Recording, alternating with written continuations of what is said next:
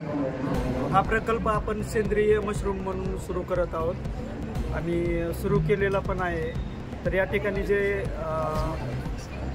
Nutritive म्हणजे पोषण आहारदृष्ट्या आणि मेडिसिनल औषधी असे जे गुणधर्म आहेत त्या गुणधर्मातून पाहिलं तर आपल्याला विविध प्रकारचे फायदे या ठिकाणी मिळून येतात। यामध्ये आपलं ब्लड प्रेशर कमी होणं, शरीरातील कोलेस्ट्रॉलची लेवल कमी होणं, त्याचबरोबर प्रोटीनची मात्रा जी आहे ते प्रोटीनची मात्रा आपल्याला यामधून भरपूर प्रमाणामध्ये मिळते। व्हिटॅमिन डी हा एक नैसर्गिकरित्या सोर्स करणारा हा एक भाजीपाला आहे आणि कमी खर्चामध्ये आपण याचं जास्त उत्पादन घेऊ शकतो। आणि एक उद्योजक म्हणून याच्याकडे आपण जर वाटचाल केली तर त्या माध्यमातून आपण अनेक अशा बेरोजगार जे युवक आहेत किंवा अशिक्षित महिला आहेत त्यांना आपण रोजगार देऊन मोठ्या प्रमाणामध्ये भविष्याकडे याची उलाढाल करू शकतो। आता फायनलच आहे, आता काय राहिलं?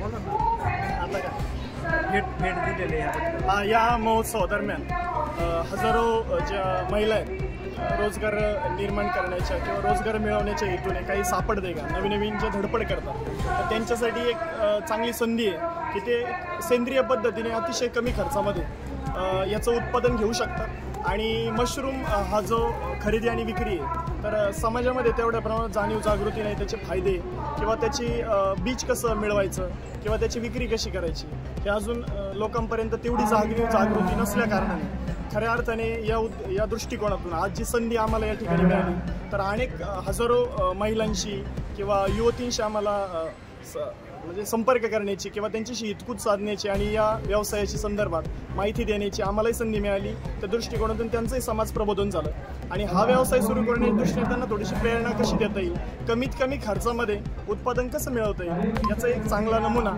आज या ठिकाणी खऱ्या अर्थाने साकार झालं असं वाटतं। आणि प्रतिसाद कसा मिळाला तुम्हाला या महोत्सवाच्या दरम्यान?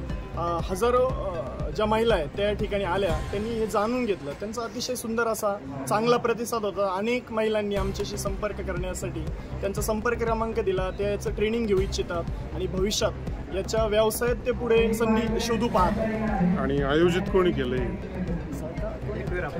एकविरा फाउंडेशन आयोजित आदरणीय जयश्री ताई थोरात यांनी या उपक्रमाची सुरुवात केलेली आहे आणि अनेक उद्योजकांना त्यांनी या ठिकाणी संधी दिलेली आहे आणि त्यांच्या माध्यमातून एक त्यांना प्लॅटफॉर्म मिळालेला आहे। आणि जे उद्योजक या ठिकाणी आलेले आहेत त्यांच्या माध्यमातून इतरही जे तरुणी असतील, काही खेडेगावातील महिला असतील, त्यांनाही व्यवसाय करण्यासाठी याच्यातून मार्गदर्शन मिळू शकते आणि प्रेरणा नक्कीच मिळालेली आहे। त्या पण भेटून गेले इथे। हो।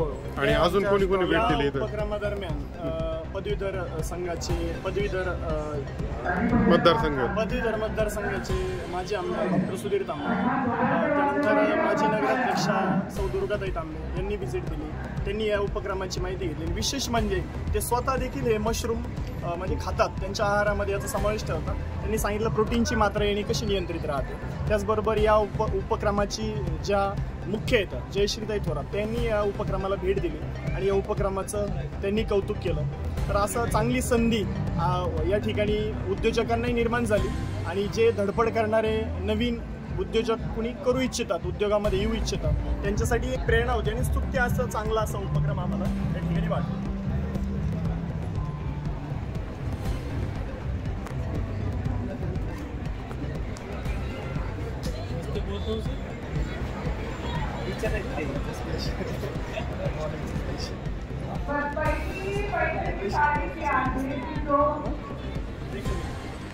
निपक्ष, रोखठोक तसेच सामाजिक, आर्थिक, राजकीय, शैक्षणिक, धार्मिक ह्या रोखठोक बातम्यांचा आढावा घेण्यासाठी आपल्या MH ऑनलाईनला नक्की सबस्क्राईब करा।